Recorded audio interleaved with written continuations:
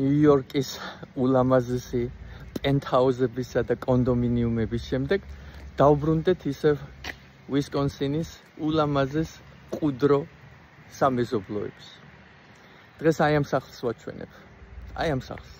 აი წარმოიდგინეთ ნიუ-იორკში ხომ შეგიძლიათ 3 ოთახიანი ბინის შეძენა თითქმის $10 მილიონ. ვისკონსინში აი ამ სახლის შეძენა შეგიძლიათ სულ რაღაც 550,000-ად. რამხელა განსხვავებებია რა. ეს რამდენად უფრო დიდი სახლია, ეზოც გაქვთ, კარიც გაქვთ, სივრცეც გაქვთ, ყველაფერიც გაქვთ, ხო? მაგრამ არ ხართ ნიუ-იორკში. აი ეს არის ლოკაციის პრინციპი. აი რამდენი რამე გაქვთ 545,000-ად. თუ გინდათ კალათბურთსაც კი თამაშებთ საკუთარ ეზოში. აბა ნიუ-იორკში სადეთ კალათბურთის თამაში აივანზე. ლამაზი აივნები კი იყო, ნიუ-იორკის ყურეს გადაყურებდით და ახლა შეიძლებოდა იქაც თამაში, მაგრამ ახლა ბურთი რომ ჩაგივარდეთ 33 სართულიდან ქვემოთ, ვინ ამოიტანს იმ ბურთს? რა ვიცი რა, ადამიანს გააჩნია ვის რა უყვარს. მე მაინც ნიუ-იორკი და მაიამი უფრო მიყვარს, ვიდრე აი ეს მყუდრო ნაკრძალში აშენებული სახლები. კი, არის ლამაზი, მაგრამ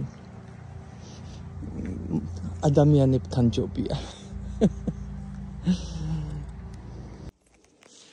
სამზარეულო.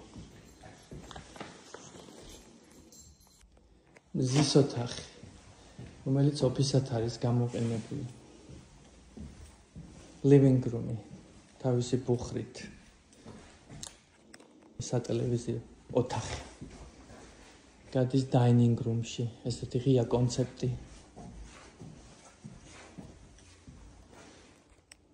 აქედან გადიხართ გარაჟში. ამბატონო. სამრეცხაო.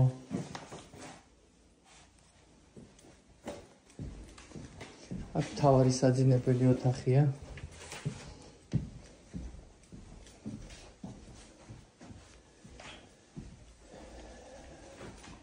ძალიან გემრიელი აბაზანა. გადის კარადებში. ბატონო. შხაპი როგორ მოგწონთ?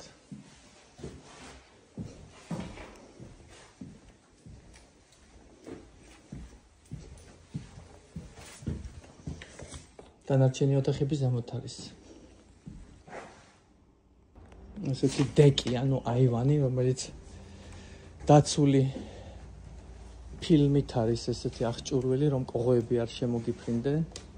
ბუნების წიაღში ხართ. რა უნდა ისურვოს ამაზე მეტი ადამიანებმა. მაგრამ მაინც ნიუ-იორკი უფრო მომწონს. გამარჯობა კატონია.